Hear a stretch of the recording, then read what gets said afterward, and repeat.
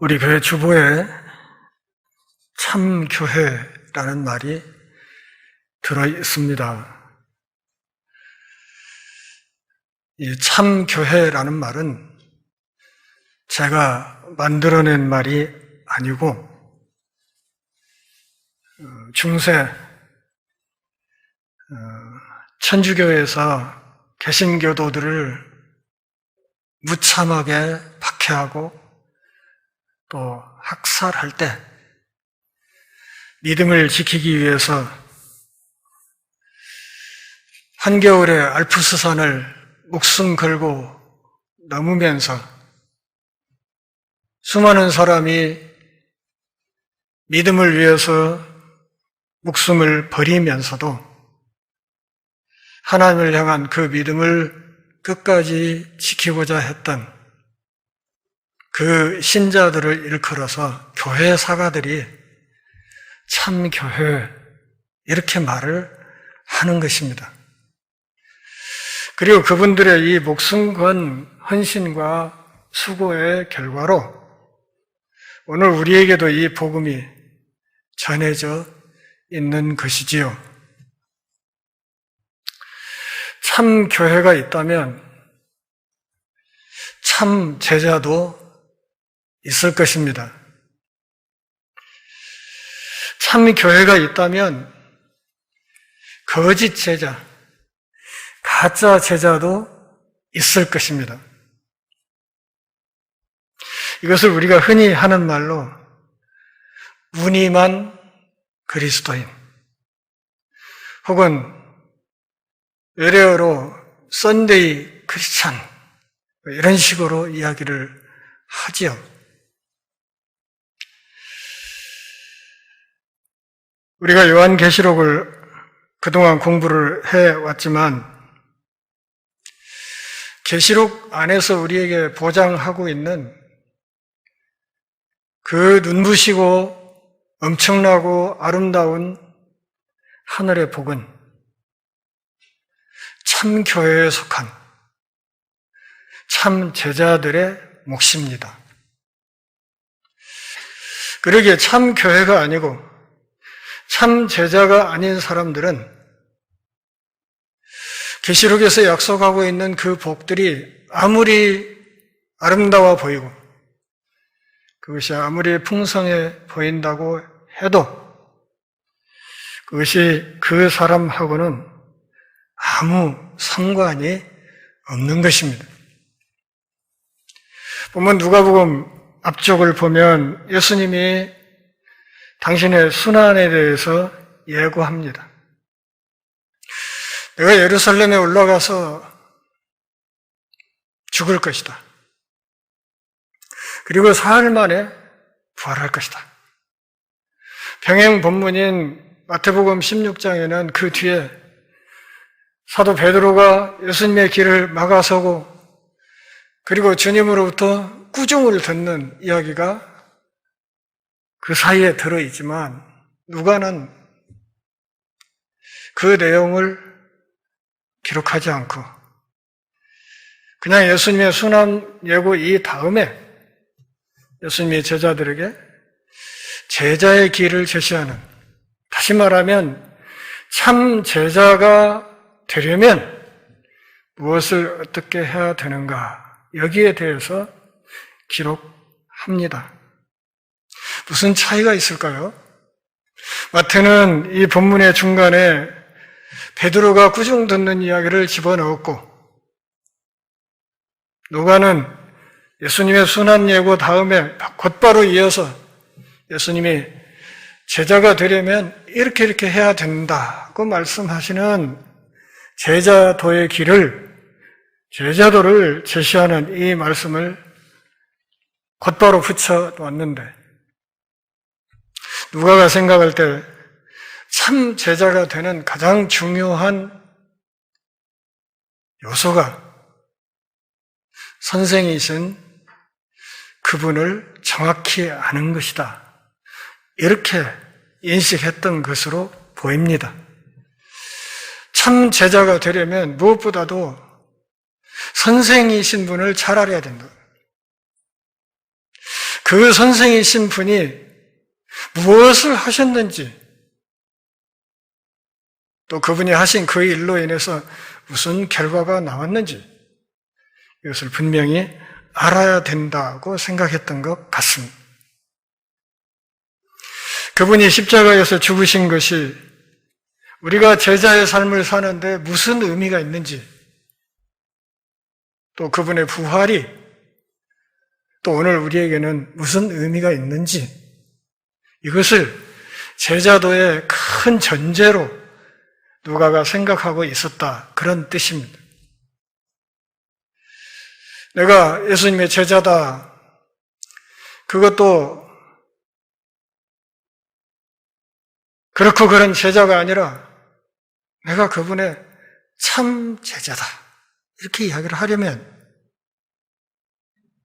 내 선생이신 그분이 어떤 분이신지, 그분이 무엇을 하셨는지, 또 그분이 하신 그 일이 제자인 나에게 내 삶에 어떤 영향을 미치는 것인지, 이것을 보다 명확하게 알고 있어야 된다.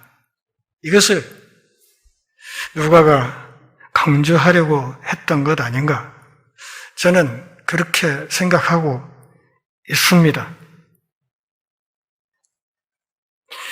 23절 같이 읽어보실까요? 또 무리에게 이르시되 아무든지 나를 따라오려거든 자기를 부인하고 날마다 제 십자가를 지고 나를 따를 것이니라.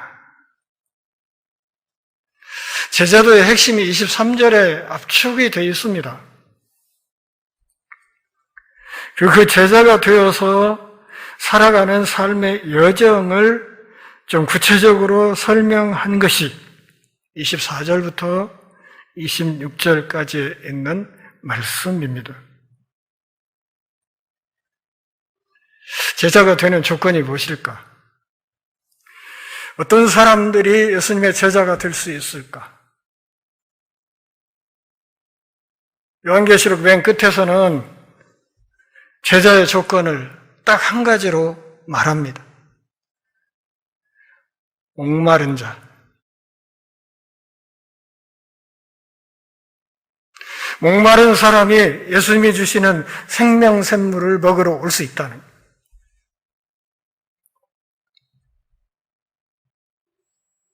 예수님은 23절에서 아무든지 이렇게 말하고, 또 26절에서는 누구든지 이렇게 이야기합니다. 그러니까 제자가 되는데, 그분의 참 제자가 되는 데 있어서 요즘 우리 사회에서 흔히 말하는 소위 스펙, 대학은 어디를 나와야 되고 무슨 과를 전공해야 되고 성적은 어느 정도 돼야 되고 토플, 토익은 점수가 어느 정도는 돼야 되고 경력은 어떠해야 되고 대학 총장이 주는 표창장은 받았는지 안 받았는지 이런 걸 골고루 따지죠.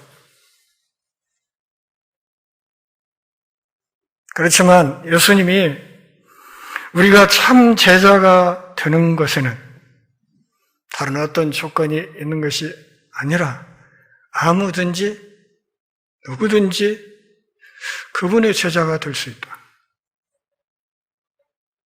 그러니까 어떤 경기 시합을 보면은 축구가 됐든 무슨 골프가 됐든 간에 대회가 오픈 대회가 있지 않습니까? 어떤 대회는 그 대회에 출전하기 위한 어떤 기준을 설정해 놓고 그 기준을 넘어서는 사람들만 출전하도록 하는 대회가 있지요. 반면에 오픈 대회는 아무나 나갈 수 있습니다. 아무나, 아마추어도 프로도 아무나 원하면 나가서 할 수 있는 경기가 오픈 경기입니다. 예수님의 제자가 되는 길, 예수님이 오픈해 놨습니다. 아무나 내 제자가 될 수는 있다.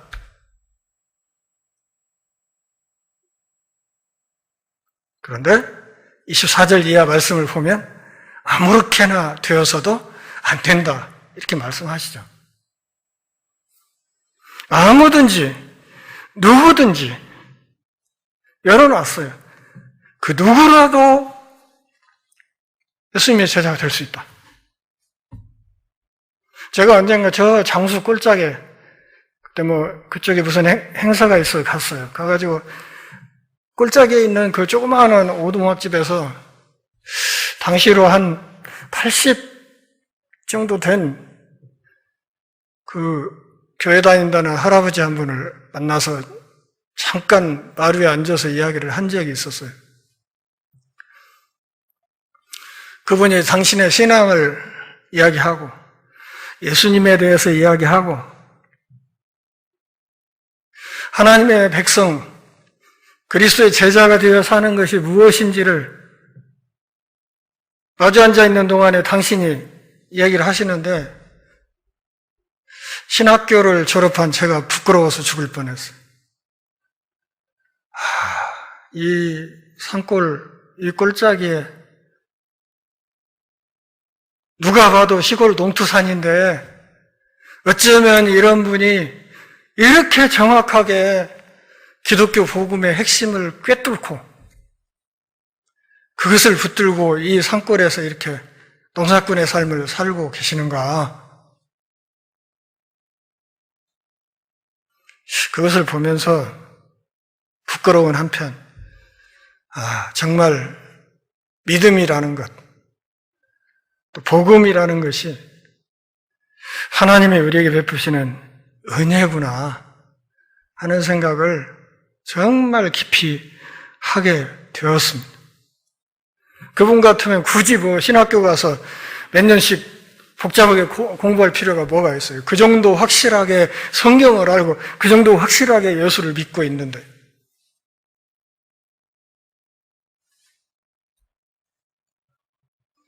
아무든지 나를 따라오려거든. 이게 뭐예요? 생각이에요. 생각. 따라가고 싶은 마음이 있는 걸 한번 따라가 봐? 따라가 보고 싶은 생각, 마음이 있는 거예요. 마음이. 그러면 그 마음으로 제자가 되는 것이냐? 아니죠. 몇 가지 조건을 말씀하세요. 자기를 부인해야 된다. 요즘 흔히 쓰이는 가장 쉬운 말로 바꿔 말씀드릴까요? 제 밥그릇을 움켜쥐지 말아야 된다. 그런 뜻이에요.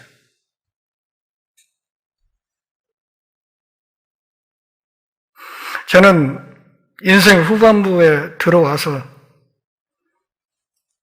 제가 파악하고 있는 사관이 하나 있는데 그것은 다른 것이 아니라 밥그릇 사관입니다. 인류 역사를 끌고 가는, 인류 역사를 가장 밑바닥에서 지금 추동하고 있는 그 동력이 뭔가를 가만히 생각해 보면 그것이 다 밥그릇과 관계가 있다. 결론을 그렇게 내렸기 때문입니다. 그런데 예수님은 그분의 제자가 되려면 이 밥그릇을 움켜쥐려는 이 자세를, 이 손을 풀어야 된다. 이렇게 말씀. 제 밥그릇 챙기려는 생각을 가지면 안 된다. 그러면 요즘같이 밥그릇 싸움이 치열한 세상에서 제 밥그릇을 놓아버리고 나면 그 사람에게 어떤 결과가 오게 될까요? 결국 그 삶이라는 것이 십자가를 지는 삶이 될 것입니다. 제 밥그릇을 놓았기 때문에 어쩔 수 없이 감당해야 되는 짐이 있다. 부담이 있다. 어쩔 수 없이 감내해야 되는 수고와 고통이 있다. 이것을 예수님은 십자가 이렇게 말한 거예요. 각자가 처한 처지에 따라 이 십자가의 모양은 각기 조금씩 차이가 있겠죠. 제가 짊어지고 있는 십자가와 여러분 한 분 한 분이 짊어지고 있는 십자가가 같은 게 아닙니다. 모양도 다르고 크기도 조금씩 차이가 있습니다. 무게도 물론 다르지요. 그렇지만 그 십자가의 형태와 무게와 크기와 그 부담이 얼마가 되든 간에 짊어지고 있는 밥그릇을 놓았기 때문에 감당해야 되는 제 몫의 십자가는 지고 있어야 된다. 어떤 유치원에 다니는 꼬마가 아침에 엄마 손잡고 유치원에 가는데 아이 등에 애기 유치원 가방이 매져 있잖아요? 그런 거죠. 애기 등에다가 어른들 짐짝만 한 20kg짜리 배낭 짊어져 놓으면 그냥 짜그라져 버리죠. 그렇지 않겠습니까? 그런데 애기도 애기 나름의 자기 배낭은 지고 걸어갑니다. 얼마나 예쁜지 모릅니다. 애기가 애기 배낭 짊어지고 쫄쫄쫄 걸어서 엄마 따라가는 모습이, 뒷모습이 얼마나 예쁜지 모릅니다. 그 십자가가 크건 작건 무거운 것이건 그렇지 않건 간에 예수를 믿기 때문에 내가 져야 하는 그 십자가를 잘 지고 있는 그 모습이 하나님 보시기에 얼마나 아름다울까요? 그것을 지고 있는 그 모습이 참 제자의 중요한 표징이라 이렇게 말하는 거예요.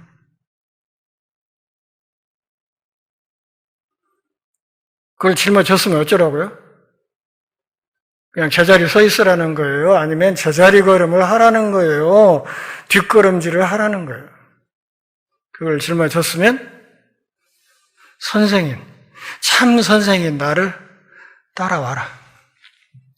나를 따라와라 하는 이 말씀의 이면에는 나를 앞질러 가지 말라 그런 뜻도 담겨 있습니다. 되게 신앙의 길에서 대형 사고가 터지는 결정적인 원인 중에 하나는 선생이신 그분께 묻지도 않고 그리고 그분을 앞질러 가는 데서 문제가 많이 생깁니다. 제자인 우리의 가장 중요한 책무는 스승이신 그분의 뒤를 내 몫의 십자가를 지고 그렇게 따라가는 거예요. 어떤 경우에도 그분을 앞질러 가지 않는 거예요. 어떤 일을 마구 저질러 놓고 하나님께 뒷수습을 떠넘기는 그런 일들이 우리 안에 얼마나 많습니까? 그렇게 되면 하나님은 그리고 예수님은 우리의 스승이 아니라 우리의 비서가 되거나 우리의 해결사가 되거나 우리의 자판기가 되거나 그렇게 참으로 하찮은 존재로 전락하는 일이 생길 것입니다. 자기를 부인해라. 제 몫의 십자가를 져라. 그리고 나를 따라라. 그런데 그 따르는 것을 어떻게 표현했습니까? 23절 끝부분에서 날마다 신앙생활은 단거리 경주가 아니라 마라톤이다. 우리의 경주 아직 끝나지 않았습니다. 지금 마지막 골인 지점을 향해서 우리가 계속 달리고 있습니다. 목표 지점까지 얼마나 남았는지 아무도 모릅니다. 남은 거리가 10km일지 15km일지 아니면 500m 앞일지 아무도 모릅니다. 그런데 이 마지막 골인 지점을 앞에 두고 사도 바울은 내가 나의 달려갈 길을 마쳤다 이렇게 말했습니다. 더 간단히 말하면 나 완주했네 이런 말이죠. 나 완주했어. 중간에 포기하지 않고 나 끝까지 달렸어. 하나님이 달리라고 하는 이 길, 코스를 이탈하지 않고 골인 지점까지 내가 끝까지 달렸어. 나 이제 가면 그분 앞에 상 받을 거야. 사도 바울에게 죽는다는 것은 시상식이 시작되는 것, 바로 그것이었습니다. 나 이제 그분께 상 받으러 갈 거야. 올림픽 선수들이 메달을 따게 돼가지고 시상식에 그 포디움에 딱 나와서 줄 서 있을 때 거기 서 있는 선수들의 얼굴이 얼마나 이 자부심에 넘치고 당당합니까? 나 끝까지 잘 달렸어. 그러니까 나 이제 상 받게 될 거야. 날마다 어제도 오늘도 내일도 모레도 이걸 거꾸로 은혜를 받으면 어제 했던 회개 오늘 또 하고 오늘 했던 회개 내일 또 하고 내일 하는 회개 10년 뒤에 또 할 것이고 그게 아니고요. 삶이 다하는 그 마지막 순간까지 그분을 따라서 그분과 동행하는 이 발걸음이 한결같고 흔들림이 없어야 된다. 그런 뜻입니다. 이것이 참 제자다. 그렇게 말해요. 예수님이 이렇게 말할 때 제 십자가를 지고 하는 이 말은 지금 우리에게는 살아가면서 믿음 때문에 우리가 좀 보는 손해, 예수 믿기 때문에 우리가 좀 당하는 능욕, 저 욕 몇 마디 먹는 개독 소리 듣는 거 이런 거라고 생각하겠지만 이 이야기를 듣고 있던 예수님 당시 사도들 입장에서는 말 그대로 이것은 십자가를 지는 거예요. 십자가에 못 박혀서 죽는 것을 뜻했어요. 그래도 네가 이 십자가를 버리지 않을 수 있어? 이걸 묻는 거죠. 그리고 그걸 지고 나를 끝까지 따라올 수 있어?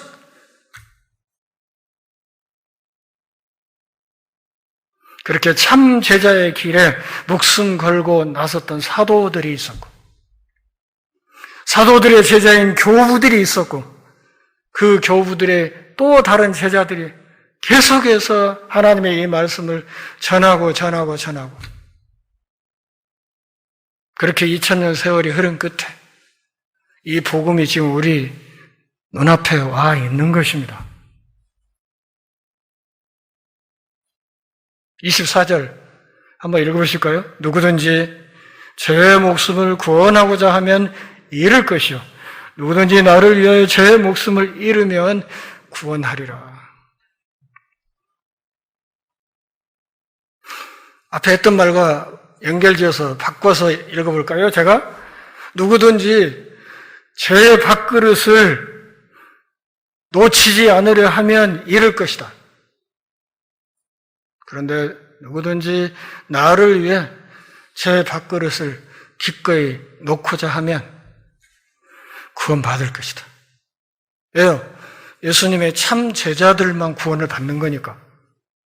이 말은 그렇게 하면 나의 참 제자가 될 수 있다. 이렇게 말씀하시는 거예요. 나라를 위해서 순국산화한 사람들도 국가에서 국가유공자라 해서 우대를 하죠.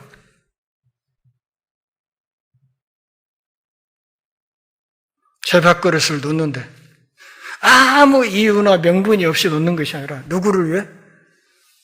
예수님을 위해. 그분의 복음을 위해서, 그의 나라를 위해서, 그의 몸된 교회의 성장과 성숙을 위해서 그렇게 하면 내가 구원할 것이다. 믿으십니까?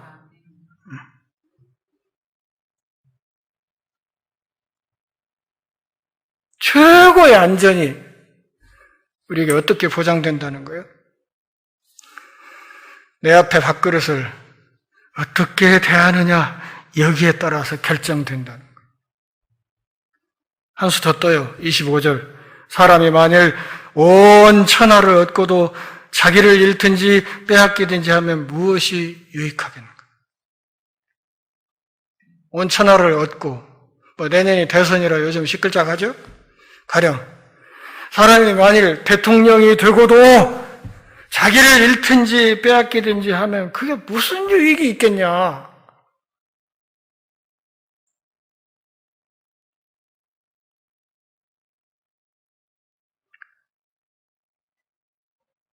대통령이 당선되더라도 5년 임기를 마치고 나오면 숱하게 은팔찌 짜고 들어가는 세상에서 그것이 과연 우리가 정말 목숨을 걸고 덤빌 만한 정말 소중한 명분이 될 수 있겠냐. 농사가 잘 돼서 창고를 증축할 꿈에 부풀어서 거기에 몽땅 쟁여놓고 내 영혼아 내가 여러 해 먹고 마실 것을 쌓아두었으니 내가 이제 먹고 마시고 즐거워하자 하는 이 부자, 어리석은 부자를 향해서 하나님 뭐라 그래요? 이 불쌍한 인간아, 오늘 밤 내가 너 데려가면 네가 쌓아놓은 몇 해 동안 먹을 거 쌓아놓은 그것이 누구 것이 될 것 같으냐? 그러면서 어리석은 사람이라, 야, 멍청이 이렇게 말하지 않습니까?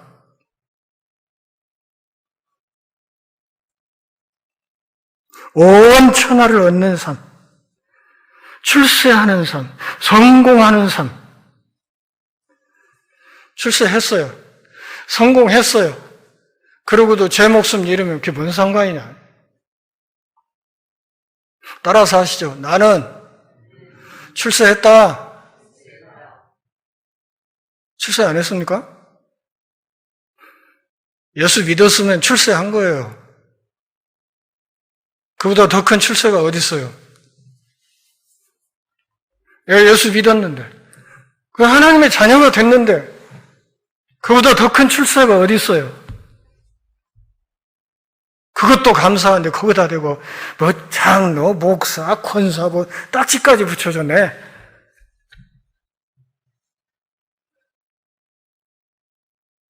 얼마나 감사한 일이에요. 저는 목사, 장로가 돼가지고 명예욕에 찌들어 있는 사람들을 도무지 이해할 수가 없어요. 무슨 욕심들이 그렇게 많은지.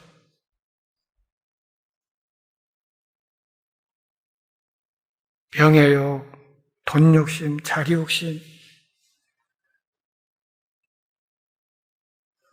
눈뜨고 참아 볼 수가 없습니다. 제가 보기에는 참 제자는 아닙니다.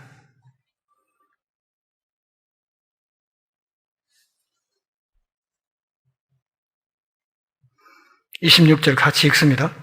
누구든지 나와 내 말을 부끄러워하면 인자도 자기 아버지와 아버지의 거룩한 천사들의 영광으로 올 때 그 사람을 부끄러워하리라. 그러니까 그날 우리가 참 제자로서 주님께 받아들여지느냐 그렇지 않으냐 하는 것이 어디에서 결판난다고요? 우리가 이 세상을 사는 동안 사람들 앞에서 당당하게 내가 예수님의 참 제자라고 그렇게 말을 할 수 있느냐 없느냐 이걸로 결판이 난다는 거예요.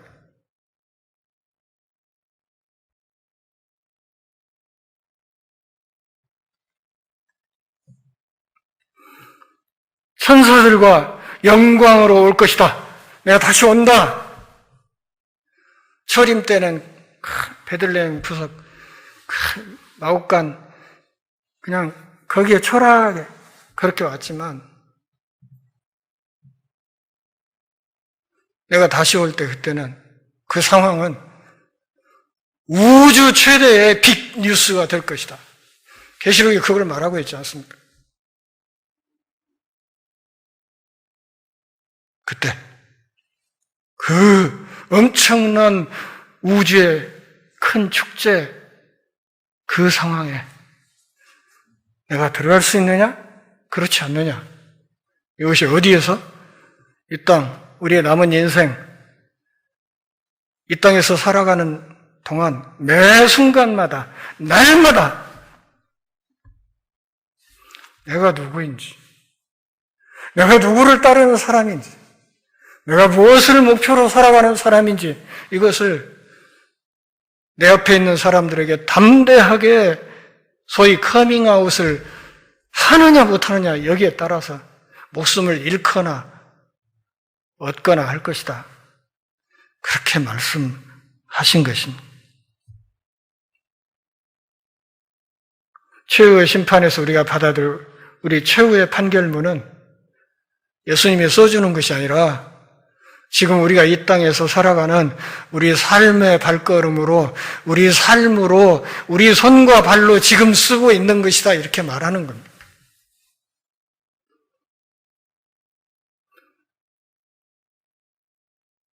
이곳에 앉아 계신 우리 전주 엘리문교 교우 여러분, 몇 분 안 되지만 그날에 여기 계신 분들 중에 단 한 분이라도 그분 안 와서 이런 이야기를 하는 일이 없기를 바랍니다. 아, 당신도 오셨군요. 나도 왔네. 이러고 서로 얼싸안고 주님 앞에서 그렇게 영원토록 하나님의 백성이 되어서 주님과 더불어 우주를 다스리면서 그렇게 살아가는 하나님의 백성들이 다 될 수 있기를 바랍니다. 우주의 별이요, 별이 제가 아직 다 세보지는 못했는데 수십억 조 개가 있다고 그래요.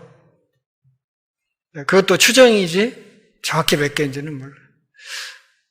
혹시 합니까? 그 별들 한두 개씩 우리들을 다스리라고 맡겨주실지. 참 제자가 되고 참 제자의 이 복을 누리고 참 제자의 이 복을 우리 주변에 아직 믿지 않는 사람들에게 힘써 전하는 위대한 믿음의 사람들을 다 될 수 있기를 바랍니다. 기도하겠습니다. 하나님 아버지, 오늘 또 우리가 함께 모여 주 앞에 경배하며 말씀 안에서 주의 음성 듣는 복 주셔서 고맙습니다. 참 제자가 되게 하옵소서. 참 교회가 되게 하옵소서. 먼저 주님의 나라와 그 의를 구하는 진실한 하늘 백성들 다 되게 하옵소서. 예수님의 이름으로 기도합니다.